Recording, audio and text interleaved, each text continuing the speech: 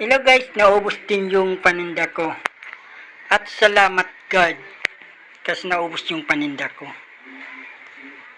At maraming salamat po sa bumibili sa akin pag ako ay tumitinda.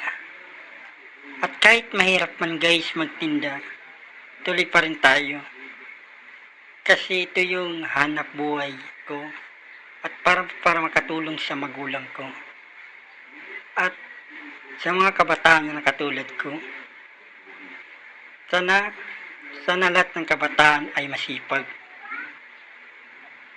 na katulad ko, sana all. kahit guys na huwag kayong mag-inaan ng loob na di naubos yung paninda ninyo. Kasi part na yun ng pagninegosyo. Kasi di lahat ng nagtitinda ay naubos. Huwag kayong mag-inaan ng loob. Ganyan talaga yan. Kailangan na natin talaga ng tiyaga at sipag.